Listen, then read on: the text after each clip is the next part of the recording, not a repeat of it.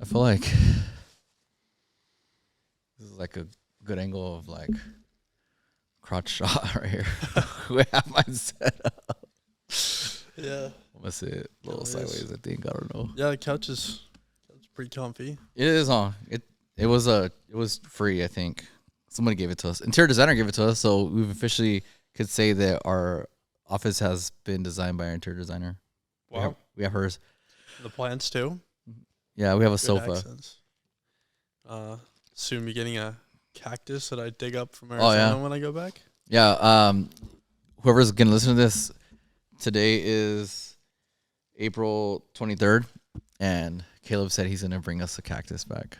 So we'll see. When you come back on next week, there's gonna be a 6 foot tall dug up cactus sitting in the Yeah. corner of the room. Because you might never go back again. I might not. I mean, why would you go back? I mean, you have friends there, I guess, right? Yeah. But Damn. I mean, might as well just bring a piece of Arizona back here. Yeah. You think it's worth bringing back? You like Arizona? It was all right. There's a lot to do in Arizona. Yeah. I like the weather here though. Weather in California is. Yeah. To me, like 85 is Ideal. scorcher. But I will bring back the jar of air. Oh You yeah. said you wanted it from. Yeah. Arizona. I think just get a mason jar, scoop the air, and just like ASAP. Just capture it. And then I want you want you to write Arizona on it, but like put like the white tape, like the painter's tape. Mm-hmm. Like I want it like super authentic. Painter's tape on there, written Arizona Air. I'll put like a nice little ribbon on it too. Yeah, and like we could find a spot somewhere to put it. I think it'd be a good spot, and we can everywhere we go, we just get some air from there. Just collect it Yeah, every And place then- we visit. do like a capsule. If we ever build a building, we'll do like a time capsule. Open this, And we could just like open the jar and smell it every once in a while. Just like, oh yeah, nice little taste of Arizona. yeah, some little humidity Mm. and some meth. Oh yeah, some crack from the streets of Phoenix. Um, Some pungent air. yeah, just musty. Mm-hmm. Just someone's sweaty back. That's what it's probably gonna smell like. Yeah, it's gonna smell like a bus stop. Yeah, there's like nice places, right? But Yeah, there's nice places. The campus, the GCU campus, is not in a nice place. oh, okay, so, It's kind of in central Phoenix, and there's just a lot of like homeless people around there. you think they're like college dropouts? I think they're more like life dropouts. They just How They're- crazy would that be? It's like every homeless person you see outside of this campus was somebody that didn't someone make it. failed It's like a Hollywood story. Like, oh, I came to Hollywood to be an actor, but I Didn't didn't make work out, so I'm homeless now. I'm doing tons of drugs now to make up for it. Yeah. Well, maybe they're acting in their mind because they're all high. Okay, so what do we want to talk about today? I want to do these. I mean, I feel like if I just leave everything like this, because who comes up here? Nobody, other than us. It'd be easier if we just do these like weekly. We can come up with like weekly challenges. What are the challenges this week? Well, we just started this week, but we found out that a customer we're gonna start working with. We're not gonna say who they are, but we looked at their bill from the marketing company they're working with, and what they were getting and what they were paying, and from what we can gather from them, they know they were spending X amount of dollars, which is in the thousands and thousands of dollars a month. They felt like they weren't getting results, but they didn't really know, and they still don't know because we haven't told them, where those thousands are going to. And we found out that half of that is going to the company itself, which is nuts. Yeah, the total amount that they're spending is 5 figures a month.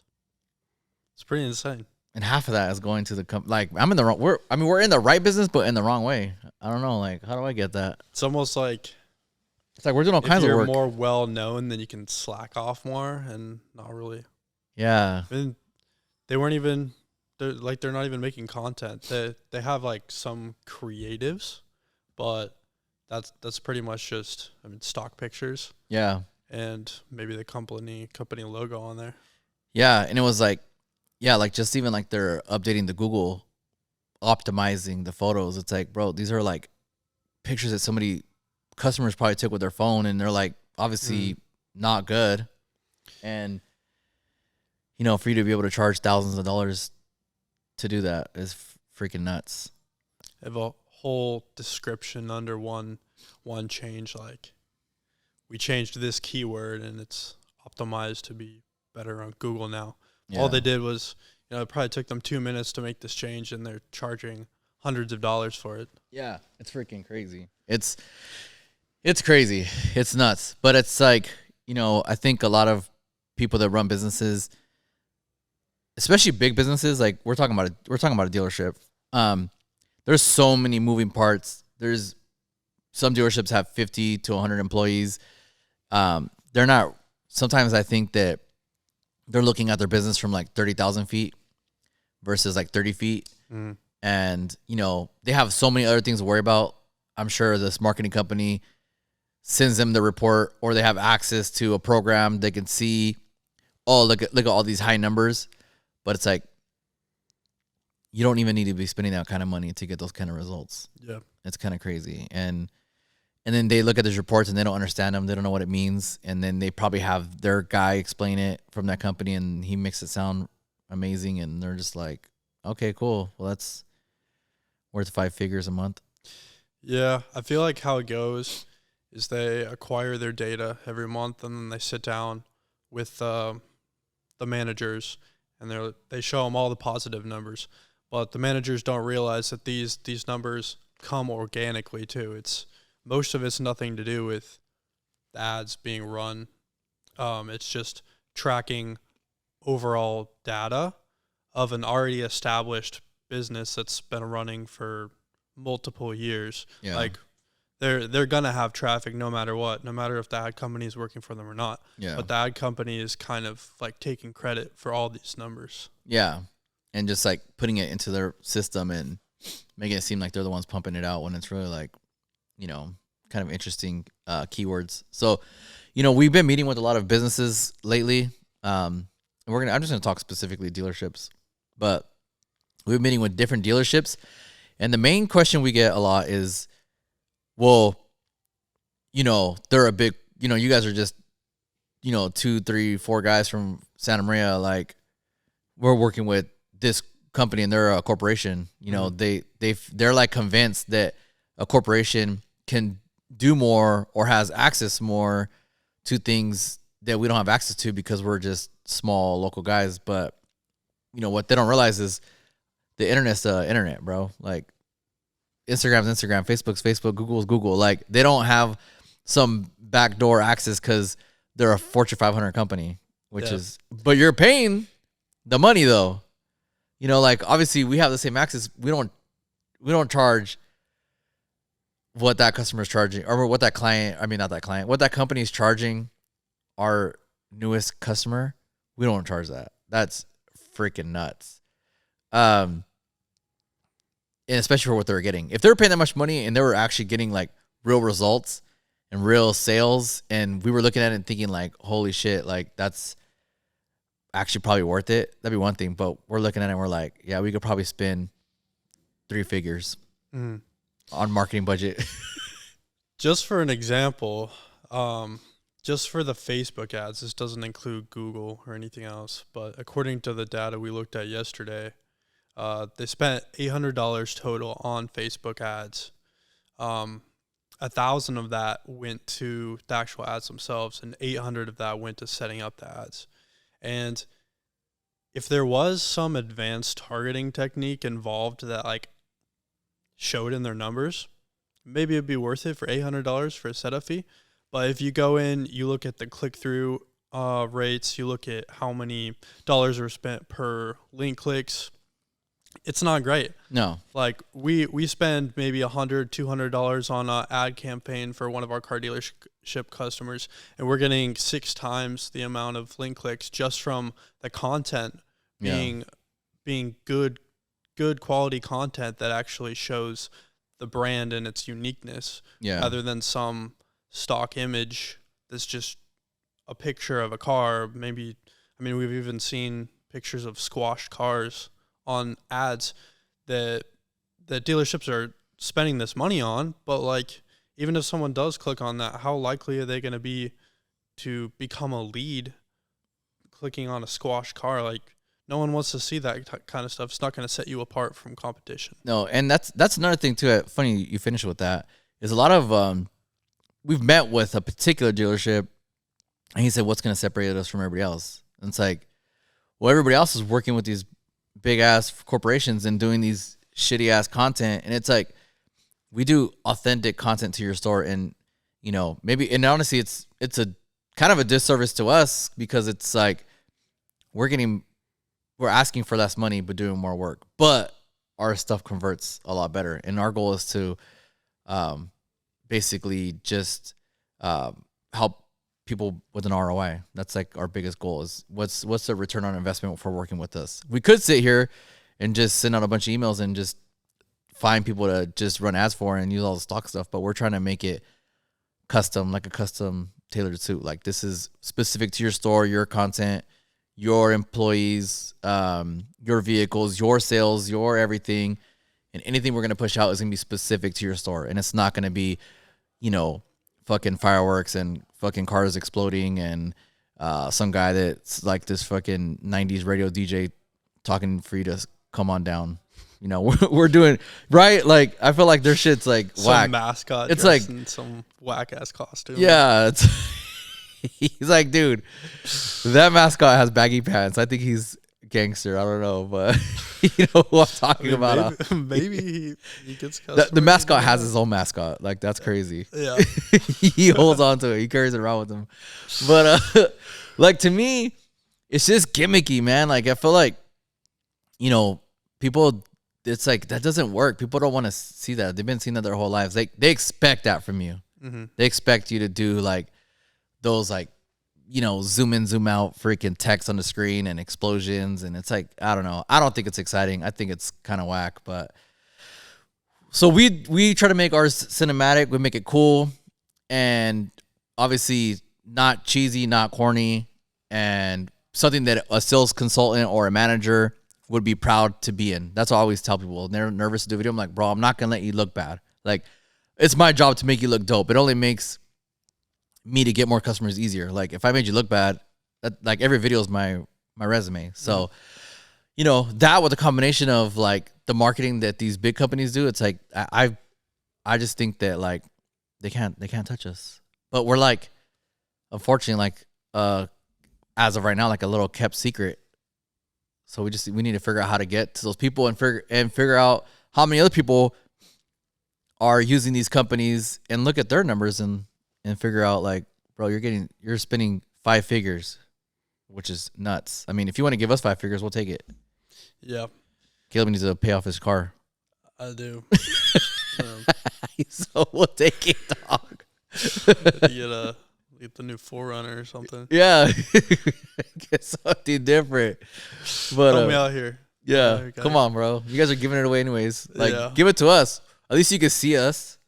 Right? Yeah. Yeah, we'll have new shoes on and stuff, like new gear, like fancy new clothes. Yeah. You're just giving some new merch. Yeah, we need some. Yeah, I need some. I'm slacking on the merch. I slack on merch all the time. But I have some good ideas, but I don't have 5 figures coming in every month. Just kidding. We need like a black Ferrari with the RP3 logo on it, just parked out front. That would be sick. Yeah, promotional purposes only. The barcode on the back. Oh yeah, scan the barcode, and it'd just be like a video of me driving it. Mm-hmm. Just kidding. Be dope.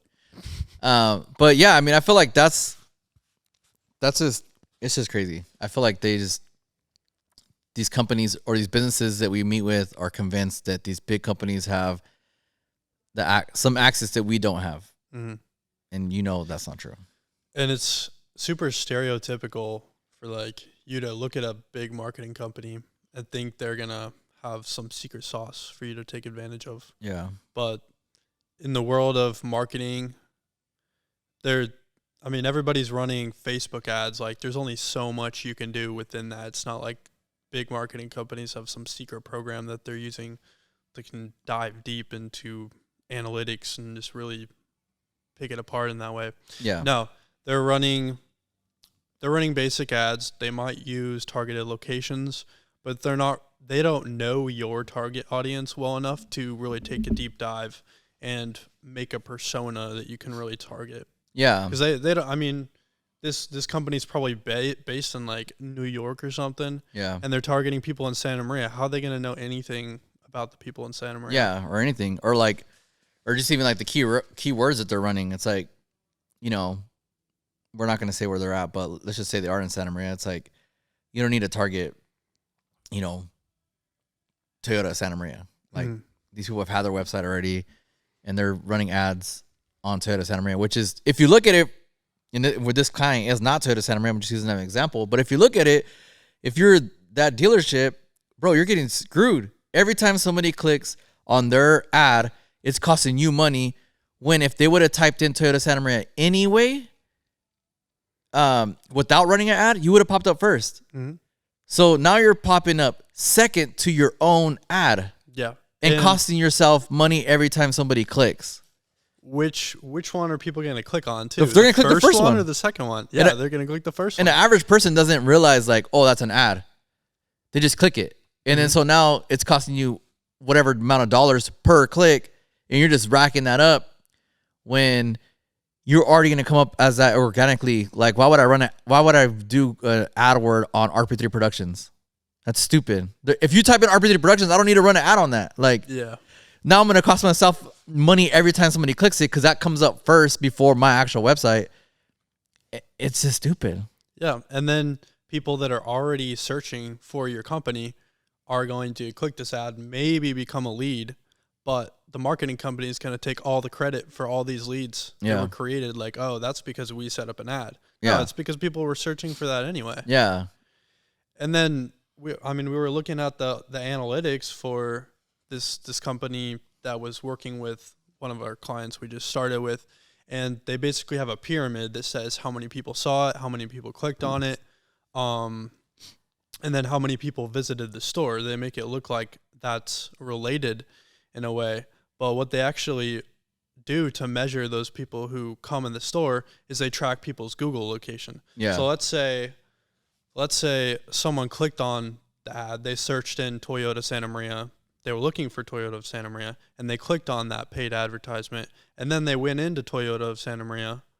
The marketing company is going to take all the credit for that. And be like, hey, we ran an ad and we had somebody come to your store. Mm-hmm. When, in fact, the person was already looking for that anyways. Yeah. It had nothing to do with that. All they did was click on the ad that is the exact same web page that they could have found organically. Yeah. So in reality, they're not only wasting money by having people click on that ad, but they're taking credit for the customer coming into the store because of that. Which is crazy. Yeah, I feel like this is kind of the way it is with a lot of companies. People they don't really have time to really explore this. Yeah. And they assume that these big marketing companies are doing them really big favors. Yeah. I mean, and they have big numbers to show, you know, like if you look at the report and you don't know what you're reading, you're like, oh, they're getting them traffic. And especially if you don't know, but like, obviously we know we run ads for people and for ourselves. And we're like, we could have done that with $300. Mm-hmm. You spent 5 figures on like total, you know, and half of that on ads. Yep. So we could have spent $300 on ads, $500 on ads, and got you the same amount of traffic. Same amount of traffic, better click-through rate, just everything. I mean, even like, you know, statistically, when you're looking at, you know, what businesses get on social media when it comes to clicks, like we're 5 times better. Mm-hmm. 6 times in the automotive industry better than average. My thing too is like you're gonna work with these big corporations, which, you know, that's your choice. But I think when the average person is seeing these ads being ran on social, I think people see them as like it's a corporate thing. Mm-hmm. Like this is corporate Honda, this is corporate Toyota, this is corporate Kia. They don't think this is the Honda, Kia, Toyota, or BMW down the street from my house. because it's not custom to their store. It's just an ad with the stock picture of a car, and it's not really like tailored to your brand and yourself. And so I feel like just because we do that and we tailor it, and obviously we try to do, super cool videos, that's what helps with the clicks. Yeah. And a big difference between those kind of ads, the stock images that a lot of these dealerships run, and our content, and the reason why our content does so much better is because we're having a salesman, we're recording a salesman going over the different features of the vehicle. Like, that's what people want to see. Yeah. They could go into the dealership and have a salesman explain it to them, but that's a whole commitment right there, is going and talking to a salesman. And they're still scared. Yeah, they're going to be on your phone for the next 2 weeks. But if you can get the same information from an ad, then you can decide that ahead of time that, oh, this is the car I want because it has these features. Yeah. Yeah. So. And also too, we always tell the sales consultant to shout themselves out. So that's that could be hey, I saw Gerald in a video and he was super funny and cool. Like, I'm going to go in there and ask for him. I already know him. They feel like they already know these people. So, I mean, we can't just run ads, and we obviously create content for ads. But I think another key component is what we do is like the management and the content creation. So it's like a whole package. Yep. I feel like they see the ad. Let's say it takes them to your social. They go to your social. They see, the high quality pictures and videos, and they're custom to your store. And then they look at the videos, and it's your sales consultants. It's some cool party you guys had, some potluck, some this, some that, Halloween party you guys threw. Like, I feel like, yeah, maybe some of that stuff has nothing to do with selling the car, but it shows the culture of the business.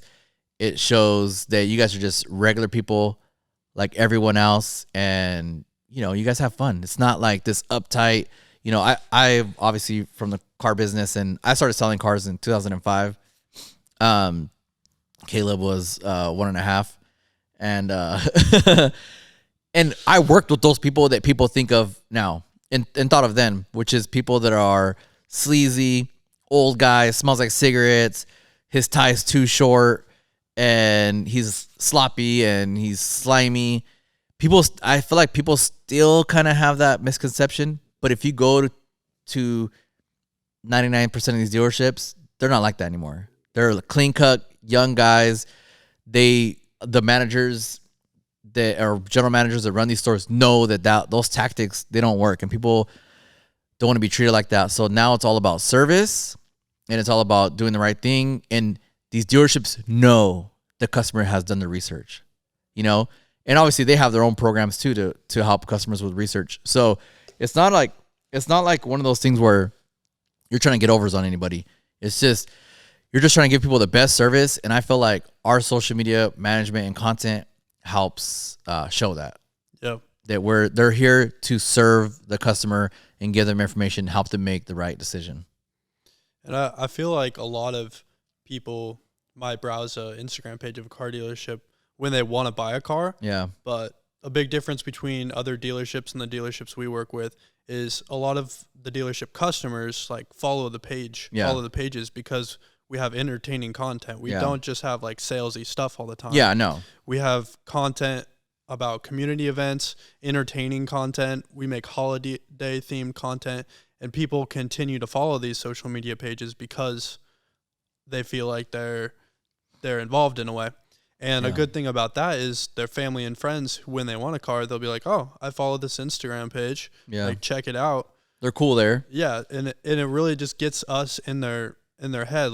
That's the dealership that you should go to, because I'm always seeing their stuff, and they always got something going on. So, and if you think about it too, if you look at our sale videos for these dealerships, I mean, they're like movie trailers. Pretty much. Like there's the information for the sale in the video, but like a few sales ago for Toyota Santa Maria, we did a Mission Impossible commercial, and it was like you watched it was entertaining. The information was in there for what the sale is, but I think more than anything, it's just like another cool video to people will be like, oh, I have so many people saw that video and were like, dude, that video was sick. You know, you guys did the whole Mission Impossible thing. So I feel like even our sale videos aren't like, they're not like, come on down, we got and we got a car for $100, and you know, it's more just like, let's do something cool. You know, Mission Impossible. I think we did one here for Valentine's Day for Honda. It was Love at First Sight, and like, you know, they're inviting people to come in, and we're telling people about the product and about the location and the business, but in a fun way. And I feel like people don't feel like they're getting sold. The type of content we create, it's just cool, and it's not what people typically expect from a dealership or a business, really. You know, we're not going to have all your employees standing outside waving at the camera. Like, I fucking hate that, dude. Like, that's so, like... Give me a thumbs up. Yeah, like... standing up, and, like, if you're at the grocery store, like, it's, like, too, like... Let's zoom out. It's too, like, Full House or, like, yeah, Family Matters. You're like, we'll make a Full House, but we actually did one for K's. We did a Full House video, but, like, we purposely were trying to make a Full House. Like, and it was funny, and it was good, but that's not how we make our videos. But, yeah, so, basically... The reason why we wanted to come on here is just that. It's just because you're working with a big corporate company doesn't mean they have any more access than we do on the internet, social media, Google, whatever it is, YouTube. And the benefit of working with us here is I have somebody that's an expert in whatever they do.